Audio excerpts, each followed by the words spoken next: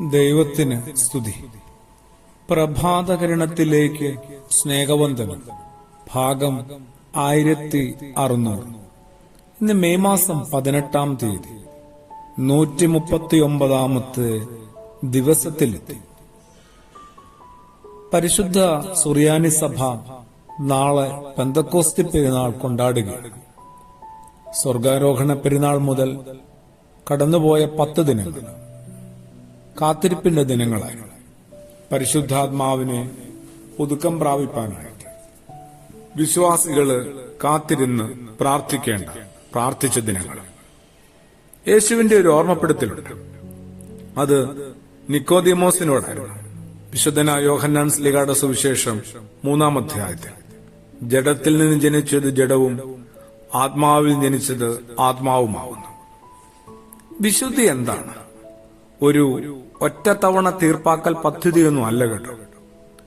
ഒരു തവണ നടത്തുന്ന തീർത്ഥാടനം കൊണ്ട് അല്ലെങ്കിൽ എന്തെങ്കിലും ആത്മീയ അനുഷ്ഠാനം കൊണ്ട് ആജീവനാന്ത വിശുദ്ധിയൊന്നും ആർക്കും കൈവരുന്നില്ല. പിന്നെ ദൈനംദിന ജീവിതത്തിലെ സകല കർമ്മങ്ങൾക്കിടയിലും അഴുക്ക് പുരളാനുള്ള സാധ്യത ഏറെയുണ്ടെന്ന് കരുതി വേണം മുമ്പോട്ട് പോകാനായിട്ട്. അതുകൊണ്ട് തന്നെ അനുദിന കഴുകൽ തന്നെയാണ് ശരിക്കും വേണ്ടത്. ഒരിക്കൽ മാത്രമുള്ള അത്ഭുത സ്നാനത്തെക്കാളും ആത്മീയ അനുഷ്ഠാനങ്ങളെക്കാളും അനുദിന ഒരു ആത്മീയ പ്രക്രിയ ആവശ്യമല്ലേ?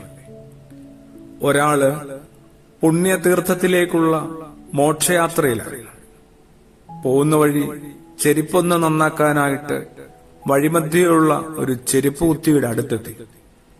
പണികൾ ചെയ്തുകൊണ്ടിരിക്കുന്നതിനിടയിൽ തീർത്ഥാടകൻ ചോദിച്ചു, നിങ്ങൾ എപ്പോഴെങ്കിലും ആ പുണ്യതീർത്ഥത്തിൽ പോയി സ്നാനം ചെയ്തിട്ടുണ്ടോ? ഒരു ചെറിയ പുഞ്ചിരിയോടുകൂടി ചെരുപ്പ് കുത്തി തന്റെ മുൻപിൽ വെച്ചിരിക്കുന്ന കുഞ്ഞു പാത്രത്തിലെ വെള്ളം ചൂണ്ടിക്കാണിച്ചുകൊണ്ട് കൊടുക്കുന്നൊരു മറുപടിയുണ്ട്. മനസ്സ് ശുദ്ധമാണെങ്കിൽ ഈ പാത്രത്തിലും പുണ്യതീർത്ഥമുണ്ടാവും.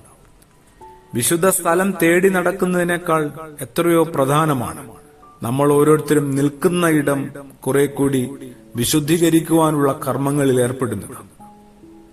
ജീവിക്കുന്ന ആളുകളുടെ വിശുദ്ധിയാണ് ഓരോ ഇടത്തെയും വിശുദ്ധമാക്കുന്നത്. വേഷവിധാനങ്ങൾക്കോ പ്രത്യക്ഷ ഭാവങ്ങൾക്കോ വിശുദ്ധിയുമായി വലിയ ബന്ധമൊന്നുമില്ല. പറഞ്ഞു വരുന്നത് പരിശുദ്ധാത്മാവിന്റെ ചൈതന്യത്തെ ലഭിപ്പാനും നിലനിർത്താനും കുറേയേറെ പാടുപെടണമെന്ന് തന്നെയാണ്. അനുദിന ആത്മീയ ചെയ്തികൾ, അനുഷ്ഠാനങ്ങൾ, ജാഗ്രത, അതൊക്കെ നമ്മുടെ ജീവിതത്തിൽ വേണ്ടിവരും. അതിന് ദൈവം തന്നെ നമ്മൾ ഓരോരുത്തരെയും പാകപ്പെടുത്തട്ടെ. ലഭിക്കുന്ന ആത്മീയമായ ആ വലിയ സമ്പത്തിന്, വിഭവങ്ങളെ നഷ്ടപ്പെടുത്താതിരിക്കാനുള്ള ജാഗ്രതയും നമുക്ക് സ്വന്തമാക്കാം. ആമേൻ.